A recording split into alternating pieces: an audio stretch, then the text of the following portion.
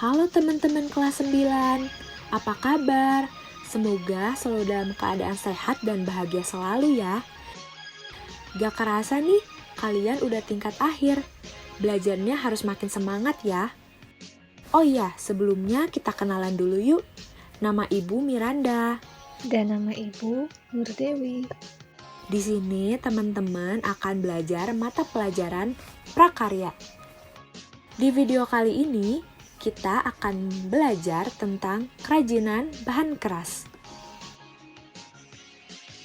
Tujuan pembelajaran hari ini, teman-teman diharapkan mampu menjelaskan pengertian kerajinan bahan keras alami dan buatan dengan benar, mampu mengidentifikasi jenis bahan keras alami untuk membuat kerajinan secara jelas dan lengkap, mampu mendeskripsikan karakter masing-masing bahan keras alami yang digunakan untuk membuat kerajinan dengan sistematis dan logis, dan yang terakhir, mampu menjelaskan teknik yang digunakan dalam pembuatan kerajinan bahan keras secara prosedural dan logis. Materi pembelajaran kali ini terdiri dari 3 pokok bahasan. Yang pertama ada jenis-jenis bahan keras alami dan buatan. Yang kedua ada karakteristik bahan keras alami dan buatan.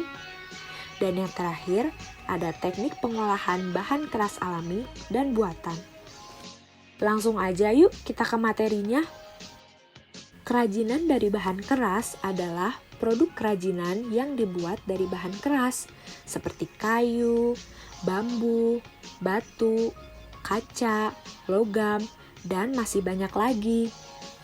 Bahan keras ini terbagi menjadi 2 jenis loh teman-teman.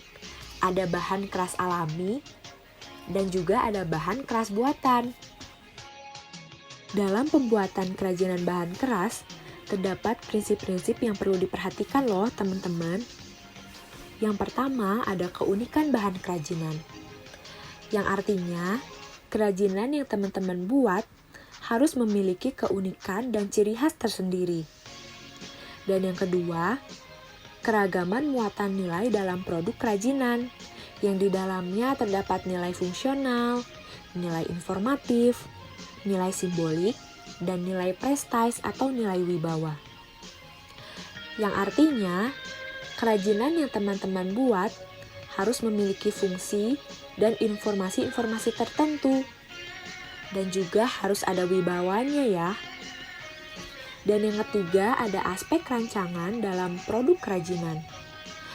Bener banget nih teman-teman, aspek rancangan tuh penting loh.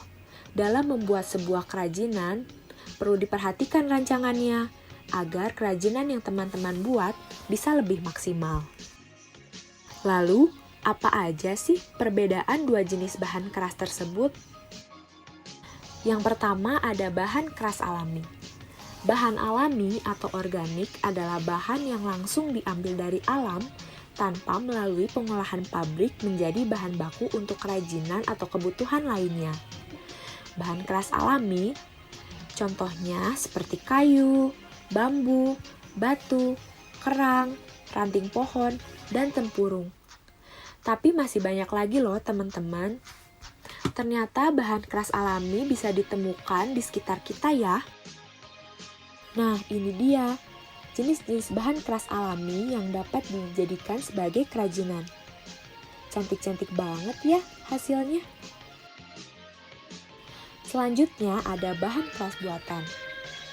Bahan keras buatan adalah bahan yang telah melalui proses pengolahan pabrik menjadi bahan baku kerajinan atau sebagai bahan untuk keperluan lain seperti kaca, besi, plastik, mika, aluminium, dan manik-manik. Jenis bahan tersebut dapat berbentuk bahan baru yang dikeluarkan dari pabrik atau bahan bekas loh teman-teman. Jadi kelihatan banget ya bedanya, bahan keras buatan ini sebelumnya sudah diolah oleh manusia. Nantinya bisa dimanfaatkan untuk produk kerajinan yang artistik dan fungsional. Nah, ini dia jenis-jenis bahan keras buatan. Sangat beragam bukan? Dan mudah ditemui di sekitar kita. Jadi cantik-cantik banget ya hasil kerajinannya. Selanjutnya akan dibahas karakteristik bahan keras. Karakteristik bahan untuk kerajinan yang fungsional harus memiliki karakter yang kuat, keras, seperti kayu, bambu, tempurung, dan besi. Karakteristik untuk membuat kerajinan berupa hiasan perlu memiliki karakter yang indah, ringan, dan menarik, seperti plastik, mika, dan manik-manik. Selanjutnya, ada teknik pengolahan bahan keras. Yang pertama, ada teknik potong. Teknik ini biasanya menggunakan alat seperti gergaji, pisau, dan pahat. Yang kedua, ada teknik ukir atau raut. Biasanya, teknik ini digunakan untuk membentuk kerajinan seperti ukiran, topeng, dan wayang. Yang ketiga, ada teknik bubut. Biasanya, teknik ini digunakan untuk membuat kerajinan yang sifatnya bulat atau silindris. Yang keempat, ada teknik scroll. Teknik ini digunakan untuk membuat aneka bentuk ornamen dan lubang tembus dengan berbagai bentuk dan ukuran pada papan kayu seperti wayang kayu dan kaligrafi. Yang kelima, ada teknik tempel atau mozaik, dengan cara menempelkan benda-benda kecil yang berwarna. Gimana teman-teman? Menarik bukan materinya? Yuk sekarang kita belajar lagi sambil latihan ya. Setelah mempelajari materi tersebut, gimana sih pendapat kalian mengenai kerajinan bahan keras? Tuliskan ya. Sudah dijadikan apa saja sih kerajinan bahan keras di sekitarmu? Yuk berikan contohnya. Kerajinan apa yang ingin kamu buat dengan menggunakan bahan keras? Teknik apa yang digunakan? Ceritakan yuk.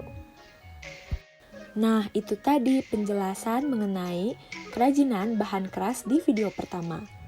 Materi selanjutnya akan dijelaskan di video kedua dan ketiga ya teman-teman.